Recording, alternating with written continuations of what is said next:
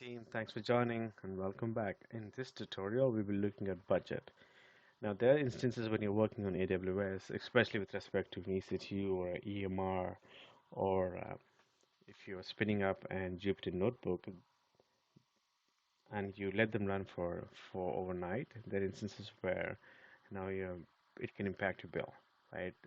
And worst come scenario, if you get in service up and running and if you forget them and if they've been running for a week or a month, that's a scenario wherein that's going to dramatically increase our bill, and we do not want to be in that place. So in this tutorial, let's see how you can minimize that or decrease um, that possibility, right? And please do log on to your AWS console, and I'm going to type in budget. Click that option, and you have an option for create budget. There are various templates to pick from. I'm going to pick the customize or advanced option. And this, you have only one option of cost budget, which is recommended. I'm going to keep it as it is. Go to the next step. And here it is a self-explanatory information about how you can set up a budget. Obviously, you need to enter your budget details, set what is the budget amount.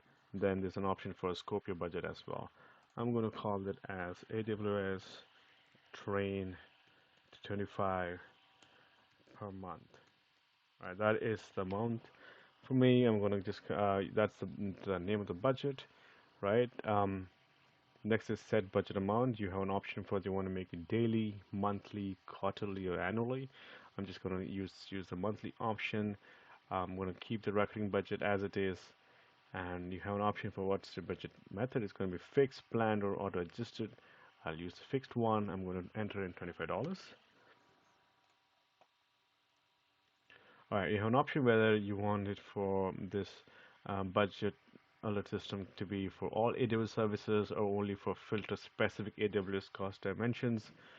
We will only be using for, I'm just going to include all AWS service. Please feel free if you want to only do it for EC2 or an S3 or a EMR, right? You can, or Lambda, you can obviously give that information as well. But I'm just going to say blanket all AWS services. There are other advanced options. I have not really played with them. There are something called unblended costs, amortized costs, blended costs. Again, I've not really played with them, so I'm just going to keep them as it is and go to the next step. All right, the next thing is, do you want to add an alert threshold? Obviously, we do want to add it, meaning we set the amount as $25, and we say that, hey, if let's say it reaches at 80% of $25, please notify me. That's what that's the purpose of this. And then there are a couple of options how you get notifications. You do have an option to get an SNS alerts and AWS chatbot alerts as well. I've not set them up, so for now I'm just going to use our good old email, right? So I'm going to use my email information here. Okay, and then go to the next step. All right, I'm not going to add any action as such, but please, if you like to explore that, go for it. Next is click next. All right, we are good to go. The next option is now please just review it. I'm good to go. I'm just going to say create budget.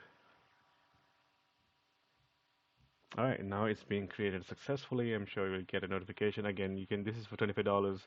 You can put in the amount that you like, whether it's $50, $200, $1,000. You do have that flexibility to go ahead and put that information in, and that's it.